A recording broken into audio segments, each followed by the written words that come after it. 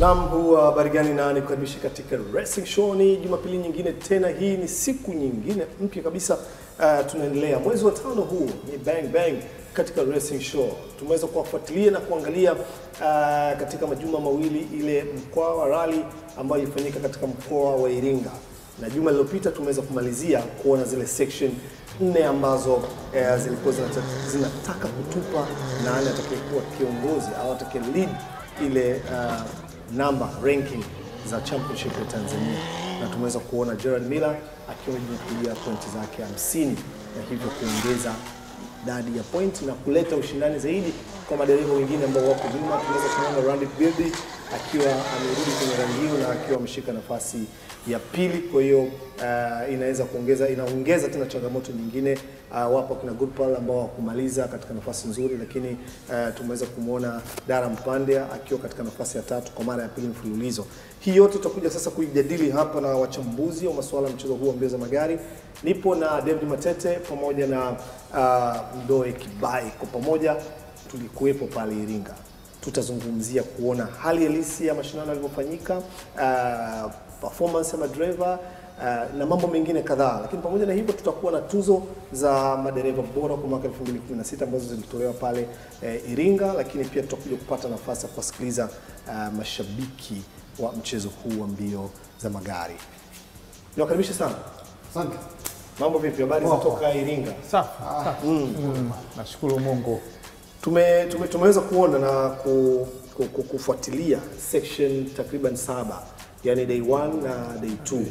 Na tumeweza kuona hali halisi jinsi siku ya kwanza au kabla ya mashindano watu walikwenda kureki, na katika hali ya kureki na section ambazo zilikuwa zina matope, magari ya madrivers zile yalinasa, tope lilikuwa la haja, lakini tofauti na siku ambayo ilikuwa ni event, mambo yakabadilika, leo yakabadilika, tope likakauka kabisa, ikawa dry kabisa. Nakumbuka hata kuna section moja ilibidi iwe cancelled kutokana na vitu kama hivyo, lakini kwa siku ya racing yenyewe mambo yalikuwa mazuri zaidi, na kidogo inaleta changamoto kwa navigator na drivers, sababu mmereki nyinyi kwenye matope. Kuna sehemu ulisema kutokuwa labda na maji au nini, lakini siku hiyo hamna.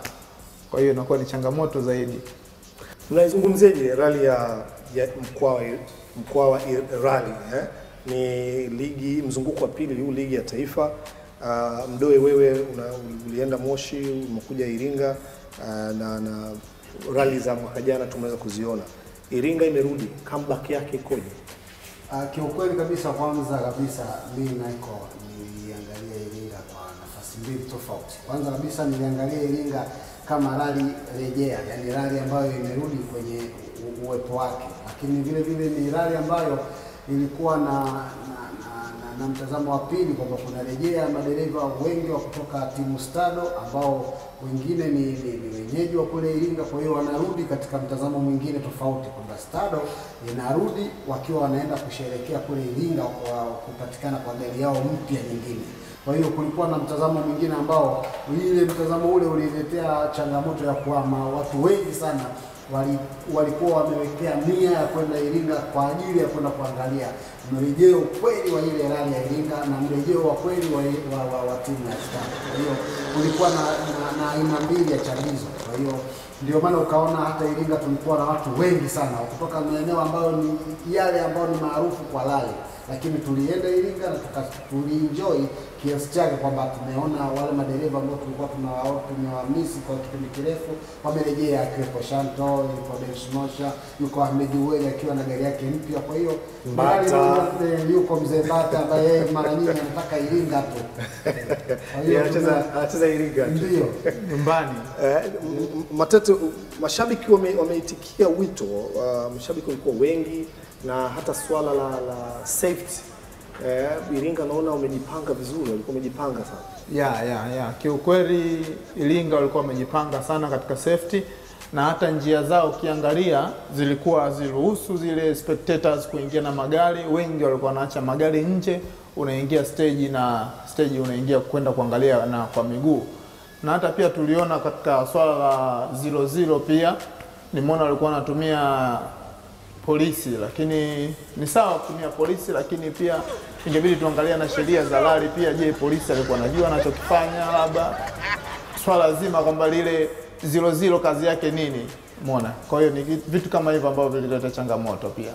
Kwa Iringa, mimi nataka nikwambie ile kitu cha ukweli kabisa kwamba Iringa walichobahatika nacho mpaka ukaona ile safety kidogo, watu wakawa wanaacha magari nje ya section wanaingia wenyewe, ni kwa sababu watu wengi walioenda Iringa ni watu wa rally.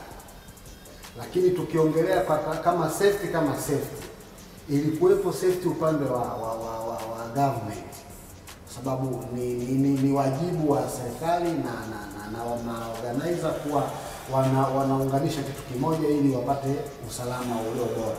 Wao serikali watasimamia safety kwa upande wao, lakini ukiliongelea safety kwenye rally, kiukweli kabisa Iringa walifeli kwenye safety upande wa rally, kwa sababu si kawaida wala si haki kwa gari ya safety kama 00 au 02 kuwa na mtu kama nani tu wa upande mmoja, yani askari polisi tu, kwa sababu lazima yule organizer ana safety plan. Safety plan aliyokuwa nayo organizer ndo anayompa yule mtu wa polisi kwamba bana, safety plan yetu sisi tunataka hapa kuwe hivi, hapa kuwe hivi. Lakini ikiwa yeye yote ameihoji, yeye ndo anaishikilia, amini usiamini, kama kutatokea aina yoyote ya tofauti ndani ya mashindano, hakuna mtu atakayelaumiwa zaidi ya organizer mwenyewe, kwa organizer upande wa safety yako. Na ndio maana kuna sehemu ulikuwa unakuta ile gari ya 00, kwa sababu ina watu ambao sio waelewa ile rally nzima, unakuta anafika sehemu anaongea kipindi kirefu wakati yeye ana interval. Kuna mahali Dara alikuwa analalamika kwamba alikutana na gari 00 iko mbele yake, ili ikimtimulia vumbi akiwa anakuja kwa speed, lakini mpaka kuja kuchukua muda wa kupita ilimpotezea seconds. Hiyo ndio ninachokuambia, huwezi ukamwachia mtu wa upande mmoja ambaye hana safety plan alafu yeye aendeshe vile anavyotaka yeye. Angekuwepo mtu wa safety upande wa organizer, ile gari isinge delay ndani ya section, ingewahi kutoka. Lakini kwa sababu aliyepo mle ndani hajui safety plan ikoje, hajui time interval ya mimi 00 na gari itakayoanza ni muda gani, ndio maana utakuta mtu anakufa ndani ya nini, ya section, kwa sababu interval ya gari kwa gari huwezi ukifananisha na interval ya gari ya mashindano na gari ya 00, ni vitu tofauti. Na hicho ndio kikubwa cha kwenye tuzungumzie kwenye 00 kwamba once ile gari itakapofika kwenye point inabidi ana clear njia kwa bwana, mpaka hapa clear, mpaka hapa clear. Huwezi kwanza stage kama 00 haijafika mbele, inakuwa ngumu. Yani kwamba sasa in case kama kuna accident imetokea between kabla ya 00 na huku gari ishaachiwa, disaster. Kuna section moja tuliona lori limeharibika kwenye corner section ya naweza kuzungumza section ya pili ya day 2. Kuna lori moja limepaki kwenye corner. Hili unajua, ndio maana nakwambia kwenye safety plan kuna mawasiliano. Iringa walitumia kabisa, hakuna mawasiliano baina ya stage commander na stage commander. Kuna swala la time, madereva walikuwa kilalamikia kuhusiana na swala la time, kwamba hata kuanzia siku ya kwanza muda ulichelewa kutoka, mara sijui times zilikataa kuwaka. Wengi wamelalamikia muda. Dara mkalalamikia muda, Gerald Miller kalalamikia muda. Hebu tuwasikilize kwanza madereva wakilalamikia kuhusiana na swala la muda. Competition ipo, lakini sijui kama hizi timings ni sawa, tuelewe. Maana kila mmoja, hata Dara wote tunalalamika na hii saa za sasa hivi. Tutaangalia timing toka jana section ya 3, hiyo masaa nafikiri usimamizi haiko vizuri. Nafikiri eti au wasimamizi watakiwe waipe muda zaidi kwenye hiyo masaa, na watu watafute makini, maana naona hao watu ambao waliokuwa nayo hawafai makini. Ni mashindano karibu ya 3 na bado tuna tatizo. Mpaka sasa hivi hatujapewa result. Wakati tuko kwenye hizi masaa tunaumiza ya kisasa hizi masaa. Kwa hiyo sijui sasa ndio wasimamizi hao itabidi wafanye machangamoto yao ya kupunguza hayo mapungufu. Na tumeweza kusikia Matete, Ndio. wewe ni navigator. Ndio. Dereva au navigator anapolalamikia kwamba nina wasiwasi na timing. Na hasa kuzingatia tupo katika mfumo mpya wa muda. Hili malalamiko haya hayakuanza kwenye rali ya Iringa. Nimeisikia kwenye rali ya Dar es Salaam, nimesikia kwenye rali nafikiri ya Moshi pia. Kwa nini? Kuna tatizo gani hapa katika swala la muda? Michael, kitu ambacho tunachoshindania kwenye rally ni muda. Tuna race against time. Na siku zote kwamba tunatumia pesa zetu, tunatumia hamna tunachokipata kwenye rally. Sponsor anatusaidia hivi na vile, lakini kwamba tunatumia kila kitu wenyewe. Lakini kuna watu wameacha rally kwa sababu tu wamehisi kwamba hakutendewa haki nyuma, time zao walikuwa wanaibiwa au vipi. Lakini sasa tunashukuru kwamba tumepata clock mpya za kisasa zaidi na ambazo zinatakiwa zitumike na zinazotumika katika nchi nyingi za Ulaya pia. Lakini sasa tuna changamoto nyingine. Nafikiri tuna changamoto ya matumizi ya zile clock. Matumizi ina maana hatujui kutumia au tuna uweledi mdogo wa kutumia zile clock. Kumbuka DMSC nakumbuka zilisumbua. Nilicheza mimi hadi stage ya kwanza ikawa cancelled, kuna vitu vingi vilitokea pia, Moshi pia na hapa pia Iringa nao pia imetokea. Sasa vitu kama hivi havitaki kwenye rally, vina demoralize michezo, hata mtu mwingine anashindwa kufikiria kwamba sasa mimi nitafanyaje, kwamba tunacheza lakini upate time yako, time ya navigator na time ya clock ambao wanakupa vitu vili tofauti. Inakuwa kwa kweli inachanganya sana. Rally ni time ni safety. Hivyo vitu viwili ukivichanganya yani kwa pamoja ndio rally inakuwa ni rally. Lakini ukiwa umepoteza kwenye timing, yani watu wanaosimamia timing na safety wakiwa hovyo, basi amini hiyo rally itakuwa na ubaya wa kitu ambacho tunakiongelea ni kwamba mawili. Kwanza kabisa timing zenyewe ni mpya. Time control zenyewe hizi ni mpya. Pili, mimi nakumbuka ilifanyika semina ya kwa coach hawa watu hizi time Bagamoyo tu mara moja. Hizi time zina uelewa wa hali ya juu. Ili ziwe transparency inatakiwa kwanza kabisa tuwa train hawa watu wetu si chini ya mara moja. Ingawa hata kabla hata rally haijaanza hawa watu tuwapigishe msasa. Kama tunakubali kama kweli jamani tunataka tufanye rally iliyoko sawa, basi tuingize kwenye bajeti zetu tunapoomba hata masponsor kama hao AA wa mshindwa wao kwamba jamani tunaomba basi tunapoomba sponsor tunaomba na extra kama milioni kwa ajili ya training ya marshals, ili huyo mtu anayetoa hela yake kwa ajili ya kupata ile mileage ya bidhaa anayoitangaza ili isije ikaanguka na kesho atamani kuinani, basi aone kwamba mchezo umechezwa na hakuna malalamiko. Nakumbuka kuna sehemu watu hawaendi kwa sababu wanaamini kwamba ukienda kule wanaibiwa. Kuna mtu anakwambia mimi Moshi sichezi. Moshi bwana wanaiba. Kuna mwingine atakwambia Tanga, kuna mwingine Arusha. Unajua Matete, ngoja tu wazi kwamba kinacholalamika na ukiangalia kinacholalamikiwa muda mwingi unakuta ni kile kile.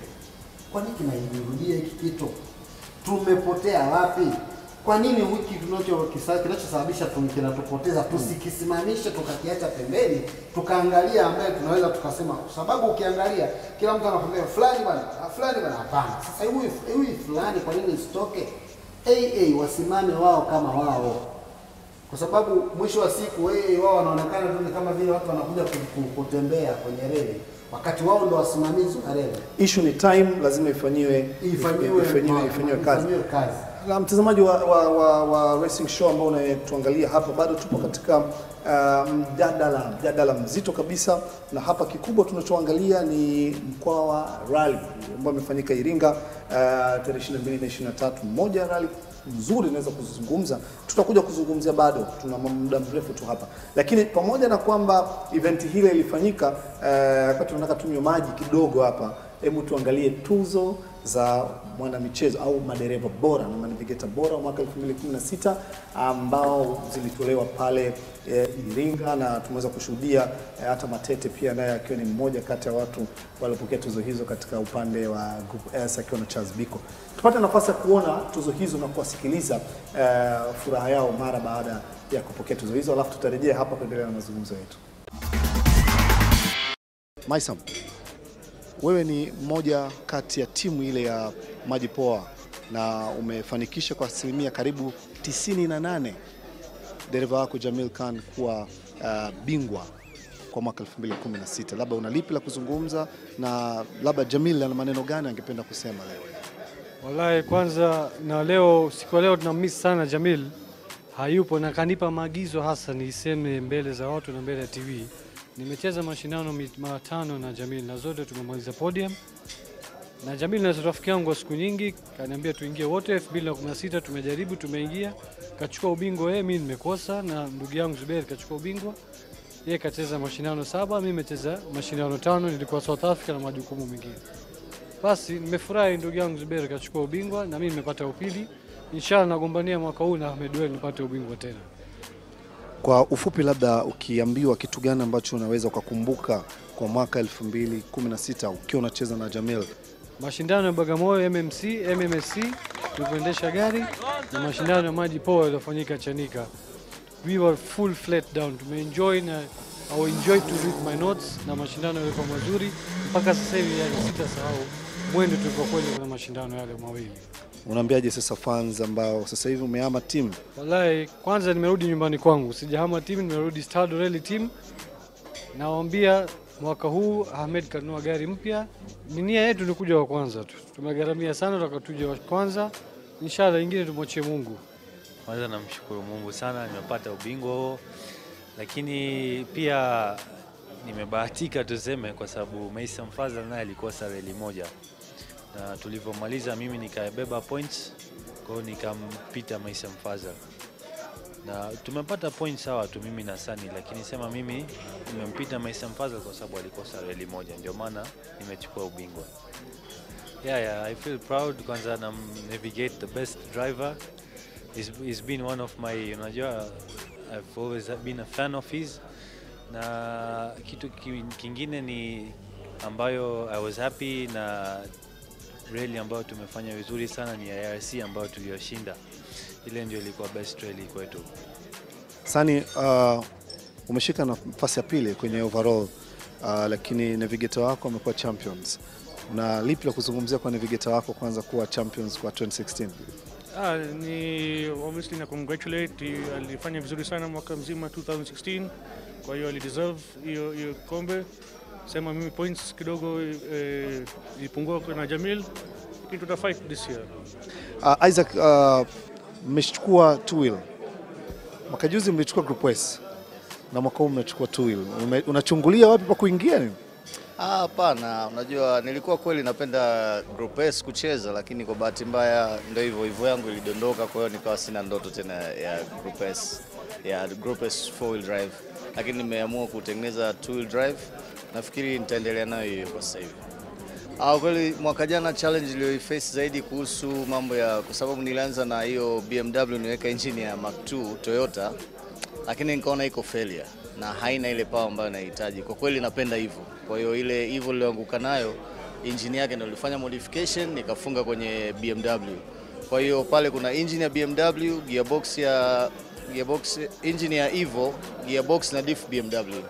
Monica, bado unaendelea kushine kwenye mchezo mbio za magari, na labda tuambie kitu gani hasa kinachokupa ile impressive ya day after day? Day after day, mostly Isaac. Ile mabadiliko, ile creativity aliyokuwa nayo, changing of this, doing that. This is really good. Let me just go for it, do it and just be there, navigate and do whatever I can to shine. Most strategy, ningependa sana wasichana, wakina mama kama mimi to join the rally. Najua wengi sana wanapenda sana mchezo, wanapenda sana kujoin. And I think the best thing to do is stimulate waje waangalie rally wao wenyewe. And of course now they see me kwamba mimi nimepata championship, so itawapa motisha zaidi. Kusema kama Monica akiweza mimi pia naweza. So start from there. Ukiambiwa kitu gani unakumbuka kwa 2016? Nini unaweza kukumbuka? My accident. Oh yeah, that one was a very big one. Yeah. Definitely. That was most, yeah. And of course, all the challenges ambazo tumepata sisi pia sponsors kumiss and actually grabbing more into our pockets than is necessary and just going in for it. Kuna rally moja, section moja Arusha kule. Kuna unabeba madumu ya maji unakimbia mtoni Hiyo ni navigating sasa.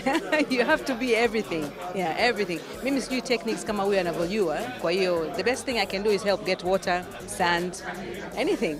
Lakini pia tunakutana na mabingwa wa Group S, Charles Biko pamoja na David Matete. Charles, naweza kusema mwaka jana ndio msimu wako wa kwanza mkubwa ambao umeweza kucheza. Mwaka juzi ulibipu tu. Kwanza mashabiki wangu tunawashukuru sana. Walikuwa pamoja na sisi, walitusupport katika kila rally tuliweza kucheza, walikuwa pamoja na sisi kutushangilia. Pamoja kulikuwa na vikwazo vingi hapa na pale vya kuharibika kwa gari na nini. Lakini sisi kwanza wao tunawashukuru sana. Alafu na vile vile tunashukuru hata wale watu waweza kutusponsor. Na wenyewe tunawashukuru sana. Maana kufikia hii nafasi na ukiwa ndo kwanza umeanza huu mchezo sio rahisi vile, tulipambana kweli kweli. Kwa kweli ulikuwa ni mwaka mmoja mrefu sana kwetu sisi. Tumepambana kweli kweli, tumejaribu kupush kila vile ambavyo tunaweza kutokana na gari yetu, kutokana na klasi yetu. Na eventually it pays, ikatulipa na tukashinda kwa champions mwaka 2006. Kwa hiyo changamoto kubwa ambayo tulikuwa tumepata na rally ninayokumbuka ni ile ambayo alisema ndugu yangu hapa, ni ile LRC. Yeah, tulichelewa day 1, day 2 na baadaye tukafunga suspension, tukafanya vizuri na tukashinda stage moja. Kwa hiyo ilikuwa ni kitu kikubwa na kitu cha faraja kweli kweli kwamba tunaweza, lakini kikubwa kilikuwa ni gharama kuendesha mchezo na kufanya mchezo ni gharama mno. Bila sponsor huwezi kufika popote. Nipo na Patrick Isaka, kiongozi mwandamizi kutoka klabu ya Kilimanjaro Motorsports Club. Klabu bora kwa mwaka 2016 katika uandaaji na kusimamia mchezo wa mashindano mbio za magari. Kwanza kabisa napenda kuwashukuru mashabiki, napenda kushukuru sponsors ambao wameweza kutudhamini katika mashindano haya, Vaisaki, Kobil, na pakaweza kufanikisha mashindano haya. Unajua mashindano haya yanahitaji pesa na wadhamini wameweza kutusponsor na kuweza kufanya, na mashabiki pia waliweza kuwa na nidhamu kubwa katika masuala ya usalama na kuweza kuingia njiani na magari yaweza kumaliza salama kabisa. Kwa hiyo nawashukuru sana sponsors zetu, nawashukuru mashabiki, nawashukuru wanachama wote wa Kilimanjaro Motorsports Club kwa kufanya kazi kwa bidii, kwa kujituma mpaka kuweza kufanikisha, kwa kuweza kushinda club bora kwa mwaka wa pili mfululizo. Kuna club nyingine mpaka zimepokonywa kuandaa mashindano haya. Utakuta wakati mwingine bodaboda zinapita, baskeli zinapita, barabara hazijafungwa, wana kijiji hajapewa taarifa, ng'ombe wapo. Kwa hiyo ningewashauri klabu nyingine waweze kujiorganize vizuri sana katika swala la usalama. Maana mbio za magari kusema kweli bila usalama ni hatari kidogo. Lakini pia tumepata nafasi ya kuzungumza na mwenyekiti wa kamisheni hii ya mbio za magari, Mr. Satinda Birde. Tunazungumzia mwaka 2016 na tumeona tuzo hapa zimetoka. Labda wewe kama chairman wa upande wa mbio za magari unauzungumzaje mwaka 2016? Mwaka 2016 kwa kweli imekwenda vizuri sana. Tuliplani eventi zote kwenye kalenda, ila tu tulipata matatizo kwenye eventi moja tu ya mwanzo ambayo ilikuwa Tanga. Baada ya hapo nadhani tumefanya eventi zote, tumemaliza salama na tulikuwa hatuna ajali wala nini. Kwa hiyo sisi kwa upande wetu tunajali sana upande wa usalama ya wananchi na ambayo washiriki ambayo wanashughulika wanaendesha magari. Kwa hivyo kwetu ni achievement kubwa kwamba tumemaliza mwaka na tumemaliza mwaka vizuri. Na vile vile tumepata kama magari mawili hivi ambaye tumepata new drivers ambayo wameingia. Kwa hiyo kwa jumla 2016 ilikuwa mwaka mzuri. Na vile vile tunashukuru nyinyi kama Azam TV kuelimisha wananchi nadhani baada ya kuona programu zenu za racing show, hiyo mchezo ina shabiki wengi sana sasa hivi. Kwa hivyo kila mtu wakisikia mbio za mashindano za magari wanataka wawe pale. Kwa hiyo changamoto ni hii tu kwamba tutajaribu kumaliza mashindano zote tulizopanga na ziwe safe. Matete, kwanza hongera kwa kupata tuzo hiyo. Ni mmoja kati ya madereva ambao wamepata tuzo hizo. Ndoe, tuzo za madereva bora kwa mwaka 2016 tumeweza kuona namba 1 ikienda kwa Jamil Khan. Kwa bahati mbaya hakuweza kufika katika tuzo hizo, na kwa bahati mbaya tupende kuchukua nafasi hii kumpa pole Jamil Khan pamoja na familia yake baada ya kuondokewa na mzee wake. Wakati tuzo zinatolewa, baba yake alikuwa mgonjwa, alikuwa katika hali mbaya sana, na kama Jamil angefika Iringa, rally imemalizika Jumapili, Jumatatu angerudi, ina maana angekuwa na masaa machache. Tumake Jumanne mchana mzee wake akawa amefariki. Kwa hiyo alipata muda mzuri wa kukaa na mzee, lakini tumeweza kumsikia navigator wake akizungumza na neno ambalo Jamil ambalo angependa kulizungumza. Tumeweza kumsikia hapo. Unazungumzaje tuzo? Tuzo kwa kweli za mwaka huu kwa ajili ya mwaka jana kwa kweli zilienda vile zilivyostahili, kwa sababu tuliona jinsi gani mwaka jana watu walipambana. Tuliona jinsi gani watu walipambana toka mwanzo, ile akiwa ameanza na viteni ile tukamsumbua. Nakumbuka rally ya kwanza pale Moshi, gari ikafuti ikawa imesimama, haikumaliza ile rally, lakini iliendelea kupambana mpaka mwisho wa siku yeye akawa ndio champion.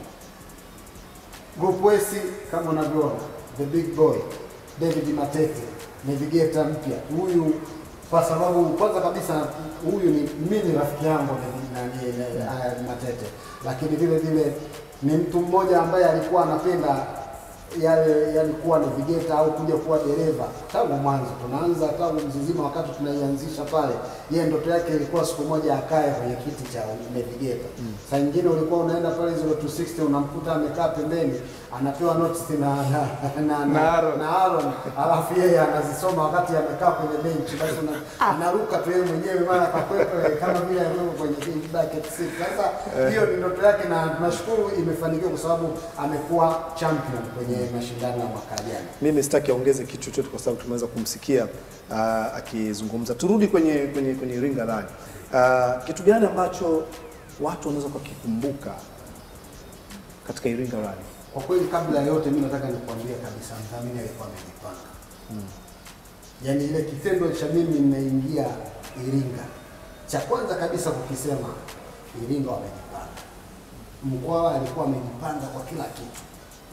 Alikuwa ana coverage ya hali ya juu, yani kiasi kwamba unaingia hata ile asubuhi unaenda na uzinduzi hiyo na kiwanda, unafika ile asubuhi, mimi ninazunguka kwenye vile viunga vya ule mji, yani ni alfajiri ile, unajua na hali ya hewa ya Iringa ule ukungu, lakini kile unapoangalia unaona Mkwawa drinking water.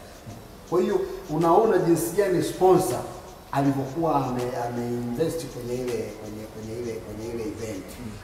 Ametumia hela yake vizuri kwa ajili ya kuiandaa ile event ili ifanikiwe. Na kwa kiasi kikubwa mimi naweza kukwambia event imefanikiwa. Ingalau ina changamoto ndogo hizo tunazoongelea, lakini kwa event kama event imefanikiwa. Katika rally bora kabisa mimi nahisi katika mwaka huu nayo imeanza vizuri sana. Ndio kweli. Hata ukiangalia ile special stage, yani kila kitu kilikuwa perfect as time goes, mambo yalikuwa yanaenda. Performance ya madereva. Performance ya madereva kwa kweli, unajua ukisikia mkongwe amerudi, basi hata na wewe mwenyewe pia unakuwa unajipanga, unajua kwamba naenda kukutana huko, naenda kukutana na Simba, naenda kukutana na Ueli ana gari mpya. Hata Jiradi Mila nakumbuka alisema kwamba ataenda kupushi kadri atakavyoweza, kwa sababu anajua kwamba hata utaka akae nyuma ya Ueli, lazima anataka akae mbele. Na hata pia mwingine tumemwona Shanto naye pia amerudi. Mimi sijategemea kupata namba ile Shanto, lakini hakuna chochote ambacho angeweza kuprove Umeona? Kwa sababu tunajua legend anaweza na amefanya kitu kikubwa sana. Amepush kweli kweli. Unapoona wale watu ambao walikaa pembeni kwa muda mrefu lakini leo wanarejea. Halafu wanarejea na ile ari inakuwa ni ya juu zaidi. Nasujua kabisa kwamba kuna kitu ambacho kinatakiwa kipatikane. Burudani Iringa tumeipata. Tumeenda tumeona watu jinsi walivyokuwa wanapushi on maximum kabisa. Unamuona mzee Gerald yani anavyokwenda unajua kwamba mzee sasa ana kitu anakimbiza. Na anakuja mtu wa nyuma yako unaona kabisa huyu mtu anakwenda ana kitu anakimbiza. Tumeona Proto imefanya nini?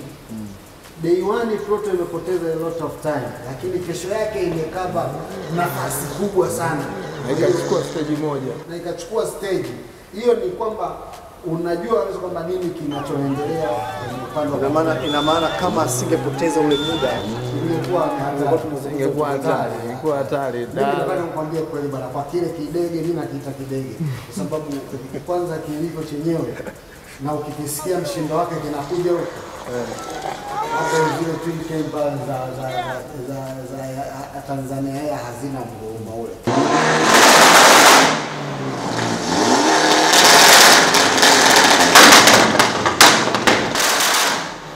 Yani kinakwenda.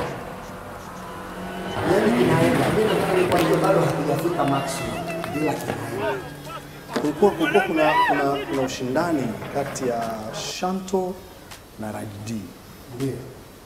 Subaru zikiumana pale ikipita Shanto kuja kumkuta Rajdi anakuja unasema ya shughuli. Kiukweli mimi naomba niseme kuhusu Rajdi. Alipush. Rajdi ana develop vizuri. Ni mmoja ambao driver ambao atakuja kuwa bora. Nafikiri ni bora tayari. Atakuja kufanya vizuri zaidi. Na namba zake anakuwa yuko hapo. Top 5 Rajdi hakosi. Na hata mimi nilivyoona nafikiri pia na navigator pia naye inasaidia. Unajua bwana usimsifie driver peke yake, sifia pia na navigator. Unakwambia usimsifie anayekimbia, msifie anayemkimbiza. Matovu anamuonyesha njia nzuri sana Raji. Na hicho ndio kikubwa unaweza kuona Raji ana push kweli kweli. Nafikiri ndo rally yake ya kwanza Raji anatoka. Na amefanya vizuri. Ni kitu kizuri kikubwa ambacho tulikuwa tunategemea. Shanto ni mkongo kwenye mashindano ya magari. Juzi amerejea kwenye mashindano ya magari baada ya miaka mingi kupumzika. Kwa performance huwezi ukawashindanisha watu wawili. Yaani ni sawa na kusema kifo na usingizi ni sawa hapana. Yaani ni vitu viwili tofauti. Shanto juzi amekimbiza ile gari. Na gia 3 anasema kwenda na gia 3. Anaambia kwamba namba 4 ilikuwa namba 4 na namba 5 baadaye kafa. Ikawa ziingine. Lakini angalia jinsi ile gari ilivyokuwa inaendeshwa. Unaweza kusema umemaliza hata namba 6.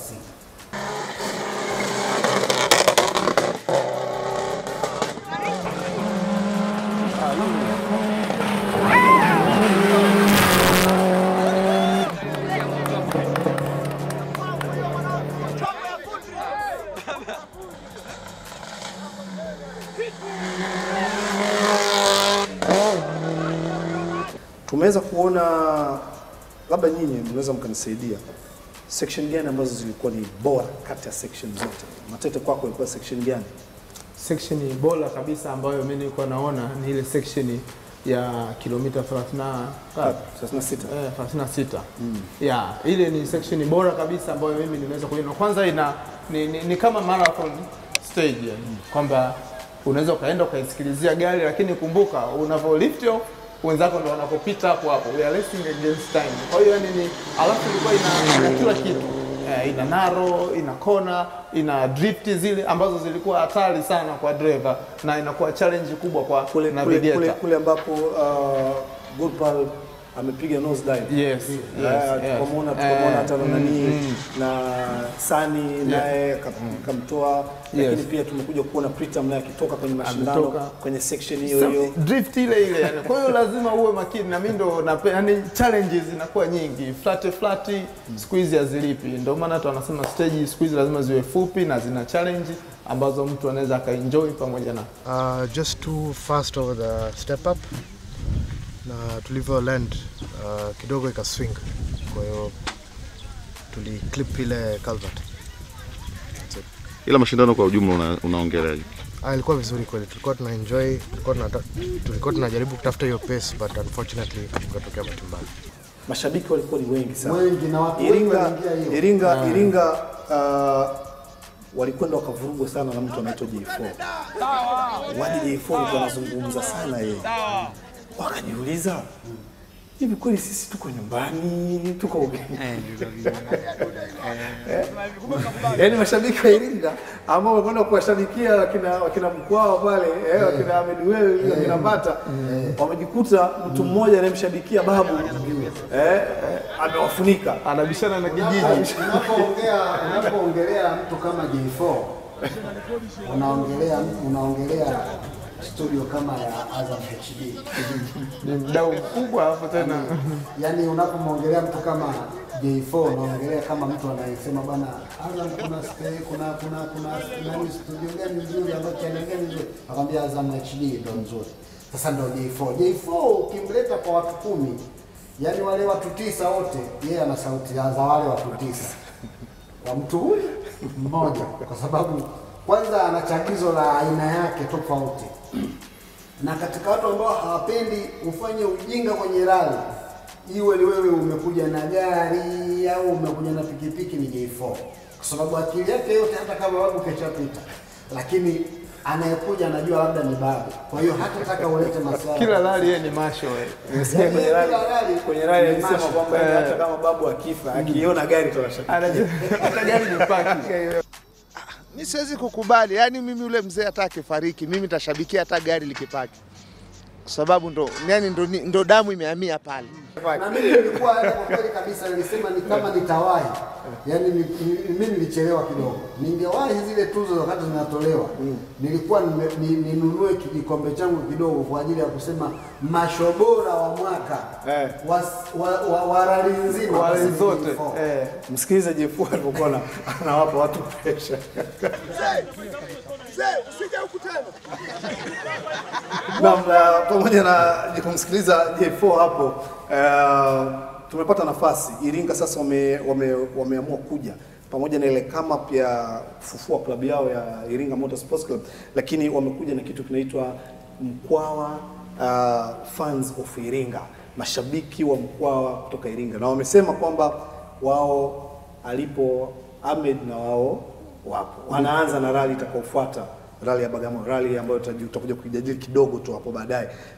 Kabla tujaanza kujadili, hebu tuwasikilize wadau hawa wa mchezo wa mbio za magari Iringa wakiwa tayari wameshajikusanya na wanasema sasa kwamba hawezi kukubali tena. Hii nilizungumza nao kabla sijaondoka Iringa.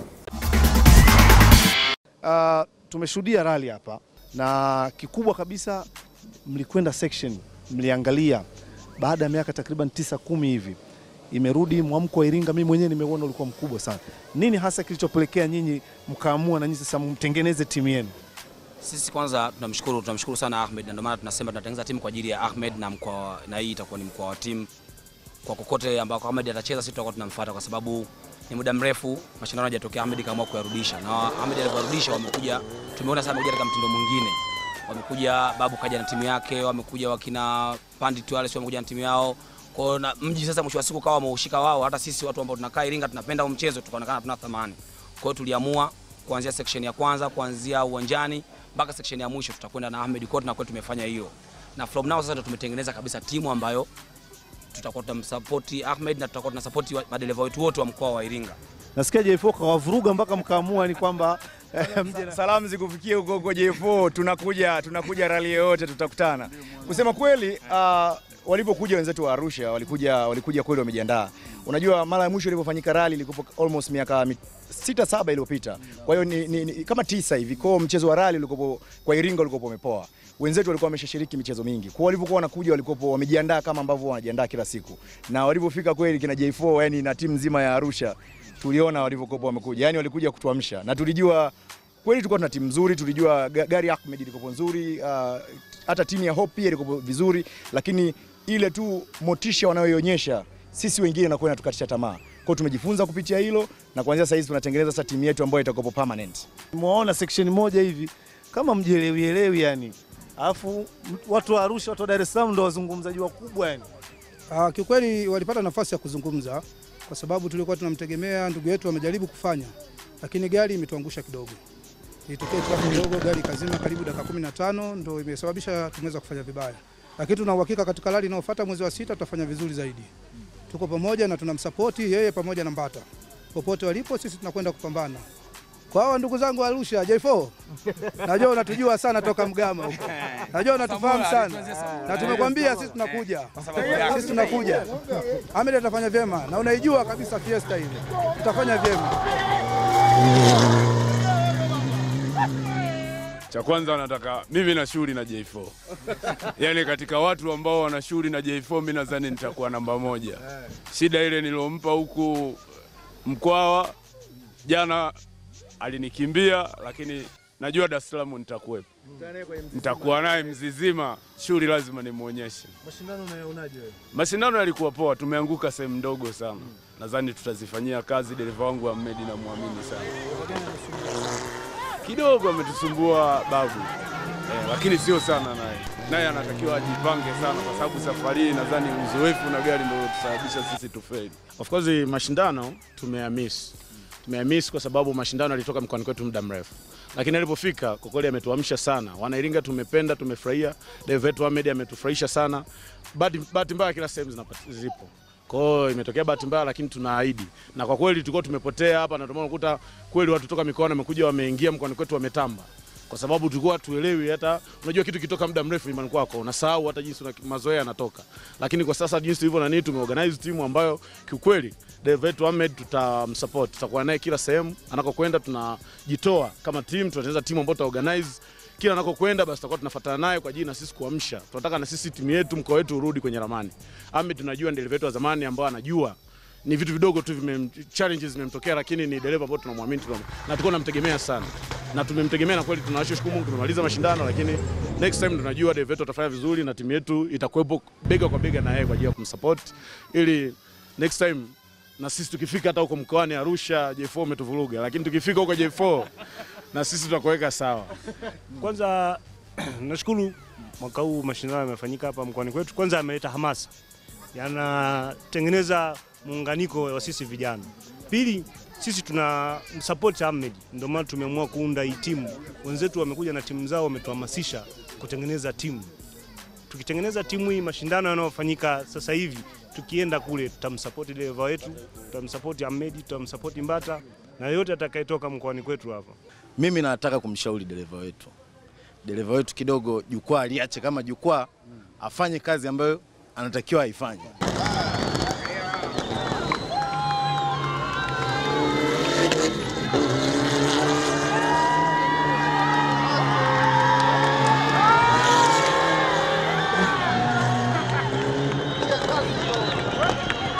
Katika dereva ambayo alileta hamasa kubwa sana na alitufurahisha kiukweli, yule dereva alikuja na gari yake imeandikwa Sun.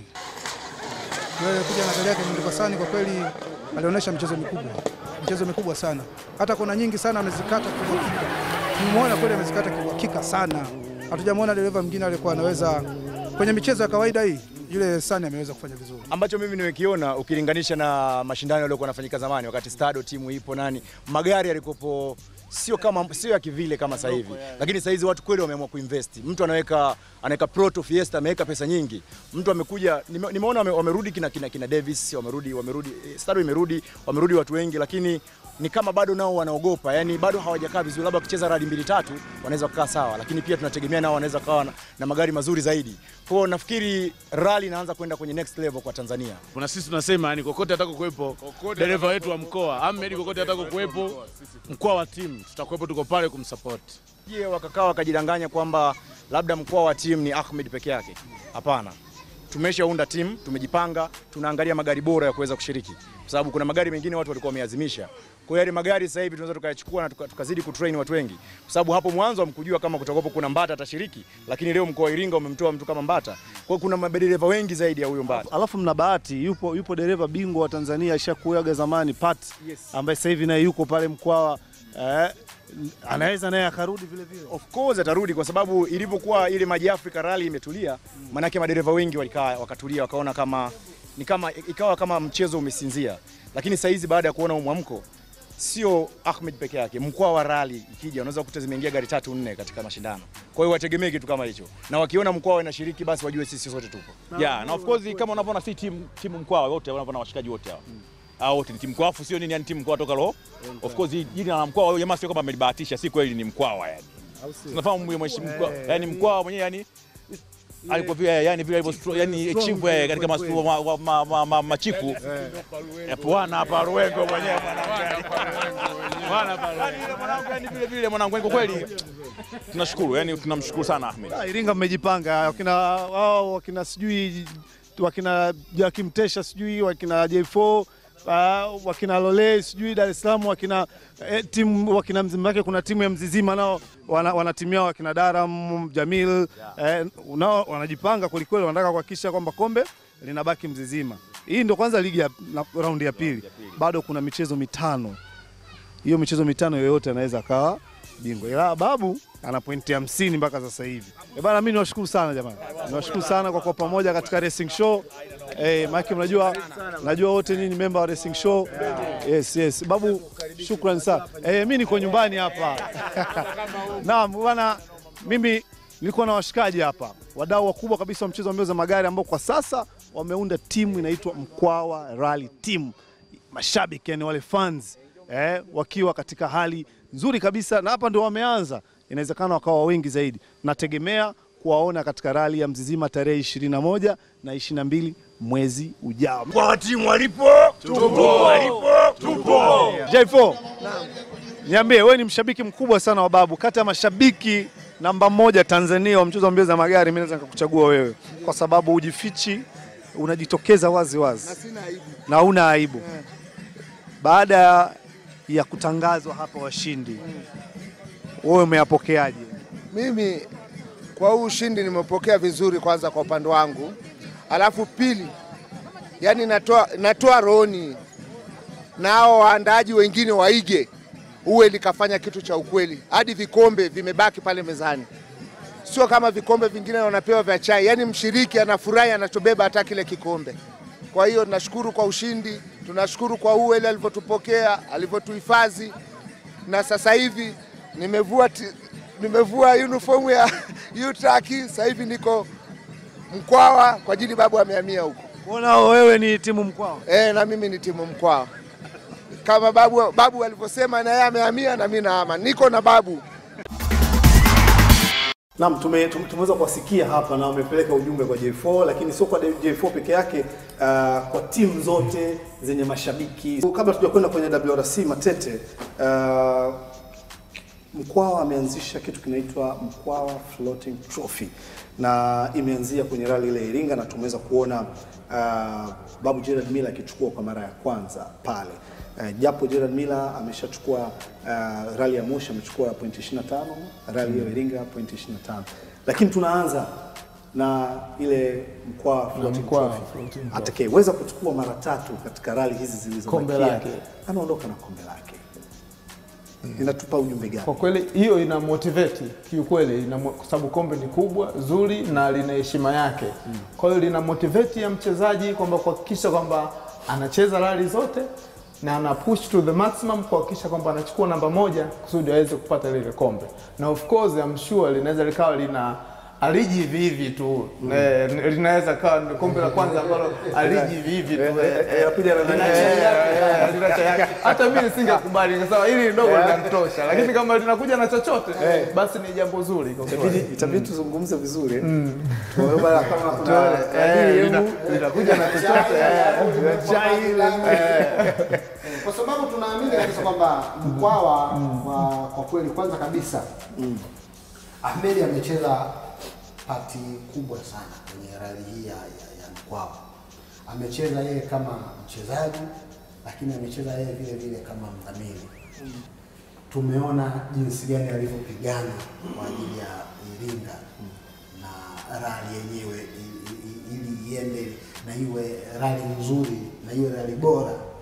kwa kweli tumeona jinsi gani yeye mwenyewe alivyokuwa anahangaika hata pale wakati kabla ya kutoa zawadi pale kwenye nani kwenye ule uwanja pale wa pale kwa kiwanda kipya kabisa. Pale kiwandani alivyokuwa jinsi anahaha, unamuona jinsi anavyokaa na watu, anavyosikiliza mtu, ana socialize hivyo. Kwa hiyo ni mtu wa watu. Ni mtu wa watu, ni mtu ambaye anapenda kile ambacho kinafanyika. Sisi kama sisi, mimi sio timu Mkwawa. Timu gani? Hapana, mimi kwa kweli nikikwambia timu mimi ni mchambuzi. Mimi napenda watu wote. Lakini napenda ile socialist yake alivyo yeye mwenyewe, alivyokuwa karibu na rally na fans wake. Mimi bwana nimejiunga Mkwawa. Kanunuliwa? Hapana, sijanunuliwa. Unakuwa kama Tesha saizi ni timu Shanga. Mimi unajua kwa usajili mpya tayari. Nimesema mimi ni timu Mkwawa. Mimi napenda mashindano yawe bora.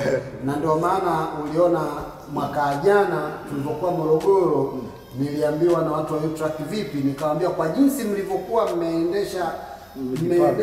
mmejipanga kwenye rally zote zilizopita, mimi na wasapoti. Mimi kuanzia leo navaa timu U-Track. Nikavaa U-Track, nikamwambia mimi timu U-Track. Lakini kwa nini tunasema hivi? Tunasema hivi Mike kwa sababu tunataka rally iende mbele, sio rally ipige mark time. Tunataka rally iende mbele. Sasa wale watu ambao wapenda rally wanapojitokeza kwa hali na mali, lazima wape support. Usitake tu kwamba eti unashabikia kitu tu ili mradi ukiwe ni kitu sawa, lakini je, unapata ile exposure ipo? Sisi unapata hizo test na nini? Matete. Naam. WRC. WRC tumeweza kuona dereva wako Hyundai team amechukua tena na safari hii amechukua kwa very close margin, yani sekunde 0.7, yani hata sekunde haijafika mtu kachukua. Angalia watu wako transparent kwa time. Angalia watu, yani sasa imagine hapo mtu hapo anakata rufaa hapo ingekuwa hapa Tanzania. Lakini kule mtu amekubali kwamba nimeshindwa. Elfin Evans ile timu D-Mac ambaye anaendesha Ford Fiesta ameongoza day 1, day 2, day 3, stage mbili za mwisho ameokotwa. Mtu kapigwa section ya 16 Kondo, akapigwa na 22 pa stage kule akachinjwa kabisa.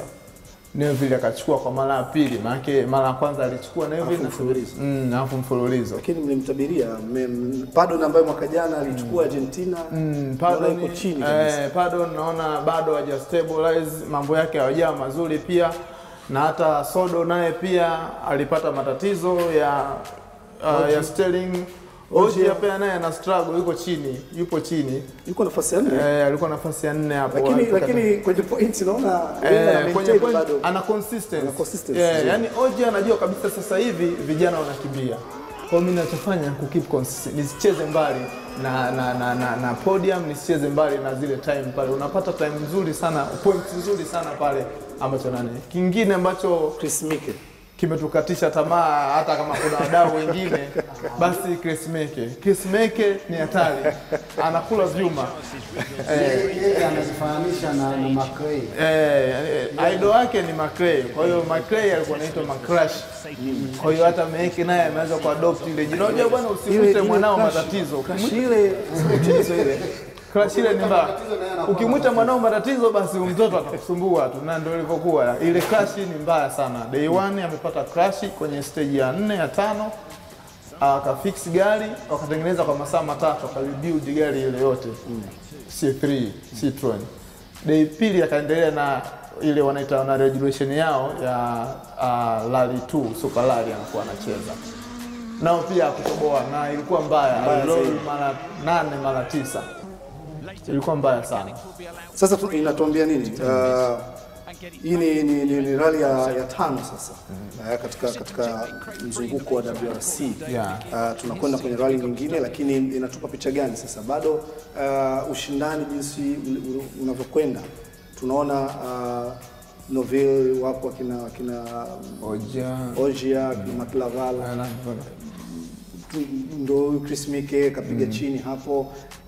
Nini unataka kutuambia kwenye ushindani wa WRC? Upinzani sasa hivi, ushindani ambao upo, yani umeanza kutake charges. Yani sasa namba 1 ameanza kuonekana, namba 2 ameanza kuonekana. Sasa hivi ukiangalia timu bora kabisa ambayo inavyoonekana mpaka sasa hivi ni Hyundai. Hawana shida ya gari iko stable. Kunakuwa na driving errors ambazo kama vile unavyoona pardon iko chini na Villeneuve naye sasa hivi anaona amestable. Na timu nyingine ambayo kidogo imekwama, ambayo ilitegemewa makubwa ni Citroen. Kidogo driver wake pia waliretire pia. Craig Binder aliretire kwa sababu ya gearbox, na Chris Meke naye aliretire mara 2 kwa hiyo ajali ambayo imetokea. Kwa hiyo unaweza kaona sasa hivi Hyundai kidogo wameanza kutake charges, na hatuwezi kuwazungumzia sana Toyota kwa sababu wao wana develop gari, kwa hiyo nao pia walipata matatizo. Latvala alikuwa na overheat ya engine ile kama alopata kwenye ile rally iliyopita ya Mexico. He took Jari-Matti Latvala's place. He couldn't compete. Just as it had in Mexico, the engine on his Toyota was overheating and he had to put the Yaris into a special safe mode to protect it. We have a problem with the engine temperature. I had to run almost most of the stage with the safety mode. Sasa unaweza kuona pia M-Sport nao wanajaribu kupushi kama sasa hivi Villeneuve baada ya kushinda hii, lakini Elfyn Evans amefanya vizuri sana. Alikuwa na performance nzuri sana. Taizo alipata puncher na ile consistency ya kuweka gari barabarani kidogo. Uzoefu nao pia unachangia, anakimbia mno. Ni future driver ambayo tunamtegemea. Next rally wapi? Next rally tunaenda Portugal.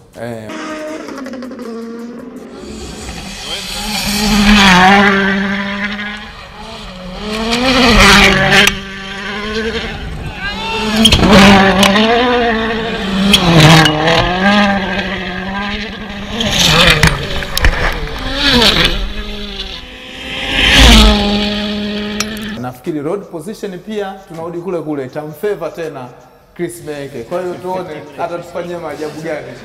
Na mtazamaji wa Racing Show, hii ndiyo Racing Show yenyewe. Unapata ladha tofauti. Kila anayehusika, hii ni familia ya mchezo mbio za magari. Niko na wachambuzi hapa, David Matete pamoja na Mdoi Kibaye. Tuko tunajaribu kuangalia kile ambacho kimetokea katika mkoa wa Rally of Iringa au Mkwawa Iringa Rally 2017. Rally nyingine inayofuata itakuwa ni mwezi huu tarehe 21 au 22 ambayo itajulikana kama Stado Mzizima Rally. Tutakuja kuizungumza katika kipindi kijacho. Moja rally ambayo inategemewa kuwa bora, nzuri zaidi. Je, wamejipangaje katika swala la safety? Wamejipangaje katika hizo section? Wamejipangaje katika time control? Tutakuja kujua yote katika kipindi kijacho. Mimi nataka Captain Michael Malua niwashukuru sana kwa kuwa nasi hapa. Tumepata kile ambacho kizuri. Niwashukuru wale wote ambao mmeketi hapo na kufuatilia Racing Show hii. Big up sana kwa watu Iringa kwa kuingia katika familia hii ya rally. Tuendelee kuwepo pamoja. Hadi juma lijalo, nikutakie tu uangalizi mwema wa vipindi vingine vinavyoendelea katika Azam Sports HD. Asante na